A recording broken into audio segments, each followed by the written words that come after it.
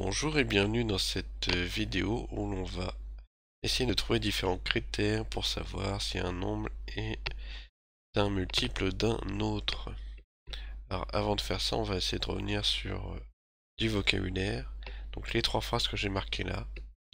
Si c'est un diviseur de 42, 42 est un multiple de 6 ou 42 divisé par 6 veulent dire la même chose. Elles veulent dire quoi? Elles veulent dire que si on a 6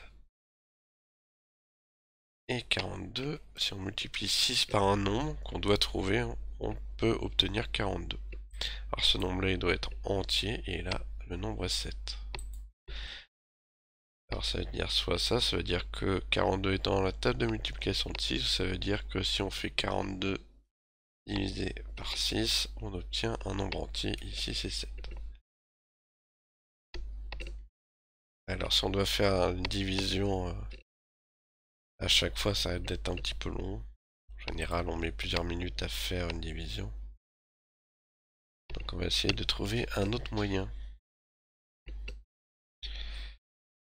Donc pourquoi je vous dis ça? Parce que si je dois faire 1586 divisé par 2,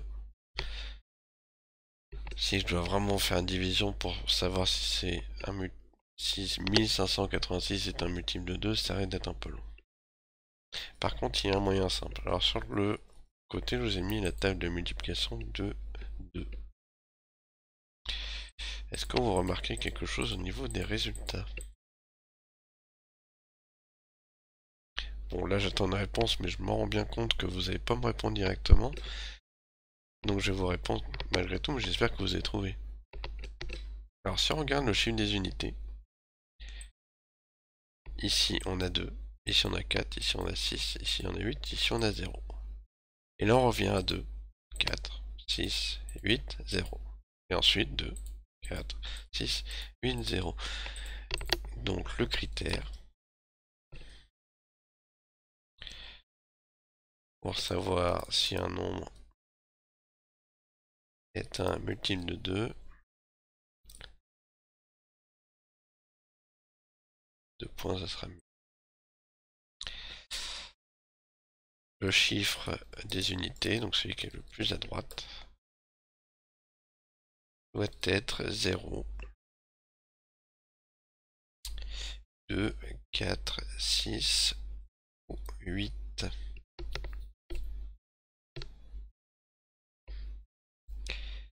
Alors ces nombres-là, on les appelle les nombres pairs. À mon avis, vous en avez déjà entendu parler. Tous les nombres qui se terminent par 0, 2, 4, 6, 8, c'est ce qu'on appelle les nombres pairs. Qu'est-ce que ça veut dire? Ça veut dire qu'ils sont dans la table de multiplication de 2. Donc on va essayer de voir pour 5 et pour 10 maintenant.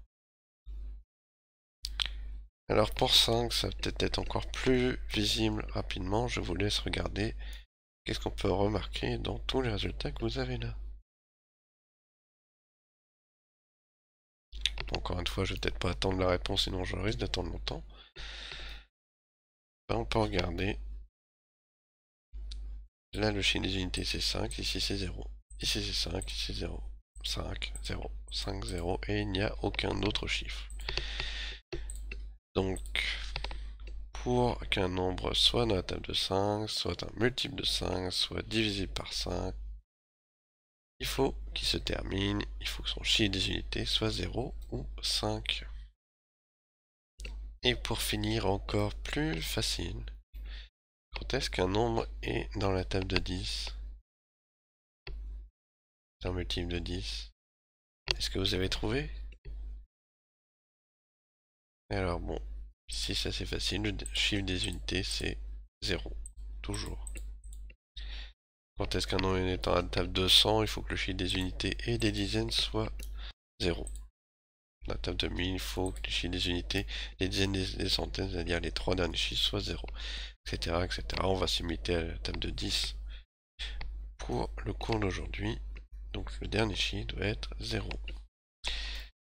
Donc si on résume, pour savoir si un nombre est dans la table de 2, 5 ou 10, s'il est multiple de 2, multiple de 5 ou multiple de 10, il faut regarder le chiffre le plus à droite, le chiffre des unités donc. Si ça se termine par 5, ça veut dire que c'est dans la table de 5. Si ça se termine par 2, 4, 6, 8, ça veut dire que c'est dans la table de 2. Si ça se termine par 0, ça veut dire qu'il est en même temps dans la table de 2, dans la table de 5 et dans la table de 10. Si c'est un autre chiffre, ça veut dire qu'il n'est dans aucune de ces trois tables de multiplication.